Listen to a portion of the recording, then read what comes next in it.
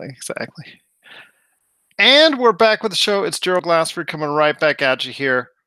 Well, in our continuing search for the top 5 in 2018, I've asked podcasters and special guests from around the world to share their thoughts on various things within pop culture, politics, and actually travel. We've gone through a lot of things and a lot of topics to cover as far as their opinions on the top 5 in 2018. One of the things I also wanted to cover on this week's show was the top 5 in professional wrestling for 2018, because still to this day, professional wrestling to me is a very deep rooted part of pop culture. And here with me today to talk about his top 5 in 2018 when it comes to professional wrestling is a big part of the IndyKast. If you want to check it out today, just type in Indy, INDY, cast, KAST, for the series of great shows covering the awesome universe known as professional wrestling out there. It is Chad Allen. What's going on, man?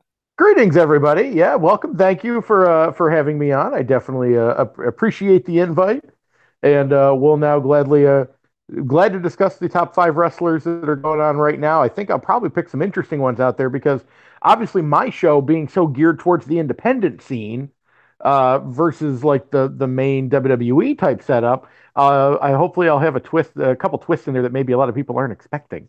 So. And that's what exactly I'm looking forward to, is because of that. Because I know for many, well, not as many as in the past, but I know for many, there's the WWE is the be all end all. And even though ratings have declined considerably over the past couple years, now to right around the 2 million mark as far as on their regular shows, Raw and SmackDown and whatnot, there still is a bevy around the world of independent promotions and great wrestlers out there that maybe not everyone gets a chance to see. Sure, definitely, and hopefully, and that's kind of what we at the show try to kind of promote is that there's a lot of people out there that you're probably not seeing right now, or that you're like you said, the mainstream fan may not know about that they're going to know about pretty soon here before long because WWE, as you've probably noticed in the last few years, has done a pretty darn good job of scooping up anybody that starts to become a big name on the independent scene and put them on their shows. I'd like to point out Ricochet, Johnny Gargano, Tommaso Ciampa, all these guys that are EC3, all these guys that are starting to make a really big impact on like NXT and the like, and will be end up main eventing their shows in the next few years. Started on the independent scene and we're making a big name there before they got the quote unquote call up. So one thing I do want to mention, you had mentioned the viewership being down for WWE and the ratings being down. A couple of things I do want to state for WWE in their credit. Most shows would kill for 2 million viewers every week, no matter what's going on right now. Yeah, sure, it's not the like 5, 6, 8 million they were doing in the Attitude Era or during the Monday Night Wars, but 2 million still 2 million people that are tuning in every week to this. Um, and I question how much they even care about the ratings anymore as it is nowadays because everything is going so much with the network and being online and social media. I question if that's not more what they're looking at nowadays than the actual ratings. But we here as fans love to go to the ratings for it. So but And, that's and just their my thought. future is and their future for SmackDown is on Fox, so they may be looking for that as, I don't want to say a lame duck show at this point in time, but it's obviously something that they're maybe not going to show all their best cards until they hit Fox with SmackDown when it comes down Oh, in fall of 2019. 100% correct. And I do find it funny that the McMahon apology was this last week. Basically going, yeah, hey, sorry we suck lately. So hopefully maybe that'll after the Christmas and New Year shows that nobody's going to watch anyway. Let's be honest. Even if you are one of the 2 million viewers that are still watching every week, you're not watching those shows. You don't care about the ones they recorded last week. But once we get into January, it's going to be very interesting to see what 2019 looks like for the WWE, especially because of that Fox deal. So And as I do, as being longtime fans, WWE forgets quite often in the storylines what it did last week. So two that's weeks also ago, true. 3 weeks ago. So by the time 2019 comes around, this could be a distant memory. Absolutely true. So let's see. So top 5. How are you wanting me to handle this? Do you want me to start from the bottom and work my way up, Sure, or let's build some suspense. I want to hear sure? some suspense as far as building up, because I just let everybody out there. I have not heard his list. He's not presented to me in any fashion, so I am just as eager and as in anticipating your list as everyone else. And I'll be honest, here's the even funnier part for you, and a little backstage for your people. I haven't even fully pondered a top five list myself, so this is really off the top of my head right now. So the people I'm giving you are definitely the people that are at the top of my mind right now as it comes to wrestling, which is actually why I'm picking number five right now. Is a name that I think in the next year, especially from what I'm hearing, a lot of people are going to be talking a lot about because it's supposedly the rumor is he's getting signed by WWE. He was formerly on Lucha Underground for the past couple seasons, and he's been basically lighting the independent scene on fire. He's even one of our podcast compadres right now with his Swerve podcast. But Shane Strickland is easily the fifth best wrestler going in wrestling right now. And if you don't know Swerve, you should be going online to look up MLW, which is wrestles mostly out of here in Florida and out of New York. But it's an independent company that was started ages ago and had people like CM Punk and Terry Funk and Dusty Rhodes and Steve Corino had a version of the Four Horsemen through there called the Extreme Horsemen. The show itself is amazing. Other than Low Key's their world champion, but that's a whole nother rant I'll save for later. Um, but Strickland is easily one of the best people out on the scene right now, an absolutely amazing talent. And like I said, WWE is supposedly looking at him, which would not be a dumb thing for them to do in the least because he is that talented. I think the And best telling sign for that is the fact that he hasn't been picked up and signed away by Ring of Honor, because Ring of Honor in recent weeks has tried to sign away talent and not, in my estimation, share the wisdom of sharing the talent within all those smaller promotions like theirs, Impact, MLW, which you see everywhere else except for Ring of Honor. They're trying to sign a lot of exclusive talent. Yet one sure. name that they haven't signed is Shane Strickland, and that to me sends a big signal that the WWE might be actually in his favor, as opposed to saying maybe I'm just going to commit to Ring of Honor, or even somebody else. Like if the Elite ever goes ahead and goes ahead with their own wrestling organization, as widely rumored as well. Well, supposedly from what I was reading just today, Cody and the Bucks apparently both turned down multi-year, seven-figure contracts from the WWE.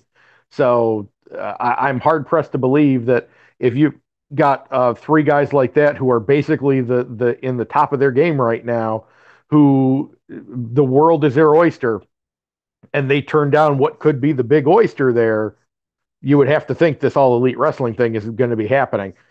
Strickland would have been another great signing point for them, though. But like I said, it looks like WWE finally kind of got ahead of them on that one. Um, Number four, actually, speaking of Ring of Honor and contracts they just signed recently for me, thank you for the segue on that one.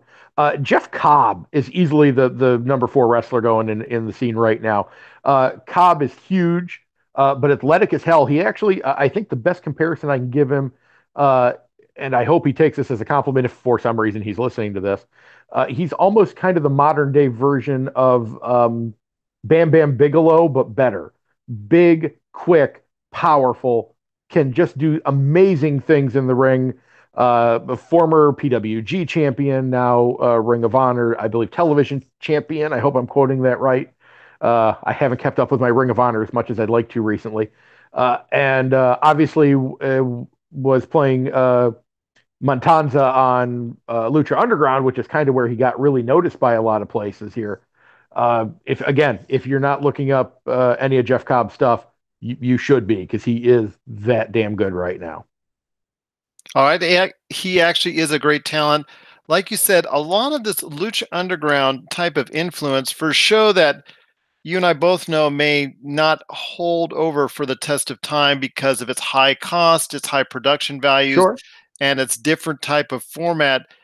And also the network it plays on, El Rey Network, doesn't always garner the highest amount of viewers. So the future for that league and that corporation, that organization might be limited, but the talent that has come through there, obviously Ricochet is probably, aka Prince Puma, is I guess the shiny example of that, but there's still a ton of talent there that has progressed not quite nicely throughout the world and a great future for many of those stars. And I'll give you a little bit of a teaser here because this episode's not going to go up for a little while on my network. But We just recorded an interview fairly recently with Sonny Kiss, aka Exolicious, who made his debut on Ring of Honor this past season, and we do talk a little bit about possibly the history and the future of Lucha Underground. And without giving away too much, Exolicious feels like the future might be pretty bright for that company. So I still think we've got hopefully at least another season. I think my co-host Zach Romero was joking about 6 seasons in a movie. I think was his joke that he was going with there. So hopefully they can go with that because for those of you that do watch Lucha Underground, they definitely set up a bunch of cliffhangers at the end of this last episode, last episode, which definitely would make it interesting to see where they're going with it next season if they get one, obviously. So Exactly. But even if they don't, anyone who is a true professional wrestling fan needs to stream at least the first 2 seasons of Lucha Underground because it is well worth your time. That's all I'll say. definitely. So number three for me, I have to finally give WWE a little bit of credit here somewhere along the way. I won't go completely indie on this one, but Tommaso Ciampa, who I mentioned earlier, is not only probably one of the best wrestlers going nowadays, but I will probably fight anybody that doesn't believe he is the best heel going in wrestling right now. There is nobody that gets people angrier that I've seen out there nowadays, legitimate anger, not like, Brock Lesnar, why isn't he defending the title bull bleep anger, but legitimate like anger and hatred when he walks out. I'm a little mad they gave him theme music recently because I thought walking out with the no theme music was the biggest heel thing you could do in the world. But Champa is, and for a guy that's been doing this for quite a while now, to be hitting his stride now is absolutely amazing. But I love Tommaso Ciampa and I love what he's doing in NXT. So got to give him credit where credit's due. And he's had some incredible matches with Johnny Gargano, and he's also had some incredible matches with others in the NXT. And I believe he can be a top shelf talent in the WWE once he gets that final call up, if he so chooses to, because I'm sure he likes his niche where he's at in NXT. Definitely. And his matches with Gargano was amazing. But actually, I think I'm one of the few people that actually liked his most recent match with Velveteen Dream more than the Gargano matches. I mean, the Gargano matches have history, so you've got a lot of like backup to go with that one, which makes a lot of difference. Don't get me wrong, but I thought overall as a match win, I actually really enjoyed his match with Velveteen Dream even more. I don't know why I can't say Velveteen Dream today. So number two. Oh, go ahead. Did you have something? No, no, actually, that's an excellent choice. I personally liked his Chicago street fight. I think that Chicago street fight was probably to me the style of wrestling that I like the most. It's wild, it's crazy, it was unexpected, a great finish. It may have been I don't know. It reminds me of the matches in 1989 that Ric Flair had with Ricky Steamboat, in that you can pick one of those great matches and any one of them would be something that will stand the test of time. He did have some great matches with Johnny Gargano, but you're right. Velveteen Dream just added onto that list that he can have another excellent match with someone other than just someone he's so familiar with. Definitely. So, number two in this one here, um, another guy that's had an amazing year, and I'll go to the main event roster for this one finally. But you got to give it to the Kingslayer. Seth Rollins definitely comes in at number two. I don't know if Rollins can have a bad match with anybody. I'm sure there's somebody out there. Um, I mean, he might have to fight Lars Sullivan at some point, so there could be the bad match, I guess. But if there's a bad match for him, I don't know if it's through any fault of his own right now. I am hoping, with the rumors that I'm hearing, that maybe a main event slot at WrestleMania is in his future, that they continue with that because I totally think he deserves it. So Well, he is so athletically gifted. Even after a devastating knee injury, I do like the fact that he still kept most of his repertoire after the knee injury. Although just before he had that knee injury, he was just so awesome as champion with such a diverse style. He still incorporates much of those high risk maneuvers into his style of wrestling. It's all a question if the fans want to get behind him, because the WWE at this point is, in my opinion, a desperate need of a top shelf high impact star to really get things invigorated for 2019. And Seth Rollins could be that person that could get them a whole star, to get that whole thing started. And the funny part is, I completely agree with you. I think the biggest problem with the WWE lately is not necessarily finding the fans somebody to get behind. It's actually finding them somebody they feel like they can get behind and actually, present in such a way that it keeps the fans' interest. I think they could have had that a year or two ago with Finn Balor, and well, obviously he got hurt, but him coming back from that injury could have been like the when what year was it that Triple H came back from the injury and ended up winning the title from, I think it was Jericho. When he had that quad injury. Yes, I think it was WrestleMania 18, I think, if I remember correctly. But it made Triple H one of the biggest names out there because he is coming back from this injury, and they built it up and they built it up, and he came in like a house of fire. If they had done that with Balor, built him up as he came back, even if he came back in the Demon setup, if he came back from that injury like a house of fire and took that belt right back, he'd be a big name out there now. But they lost confidence in it and didn't do what they should have with it. So Chad, hopefully with Rollins they can do it. So Chad, I respectfully say this. If we were to talk about WWE booking decisions of the past 5 years, much less the past 25 years, you and I would be doing a marathon until next Tuesday at the you very least. That's all you I'll let me say. You let me know when you want to do that. We can make that a thing. Oh my gosh. I'll So need lots of caffeine though. that's true. Number one, I think almost anybody that's watching not just WWE but watching all wrestling has to believe that 2018 for match top quality even broke Meltzer's star rating thing here. If you don't think this is Kenny Omega's year and Kenny Omega is not the number one wrestler, you're going to have to fight me because this has been Omega's year to just show that he is, I think, quite honestly, the star he always thought he was. And now everybody's, I think, starting to see it too.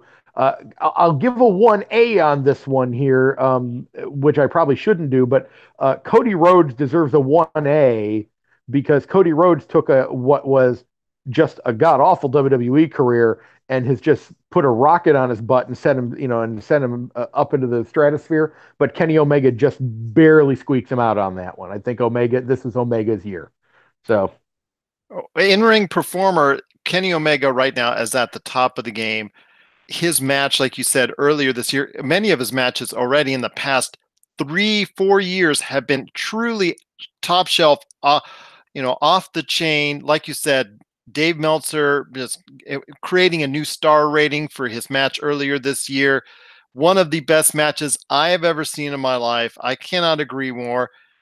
But with Cody Rhodes, like you said, he has brought the level of independent wrestling, the stature up tremendously with the Elite, with All In, the whole 9 yards, bringing up him, Omega, the Young Bucks, that whole thing when they got Hot Topic, just their shirts were just flying off the shelves at one period of time.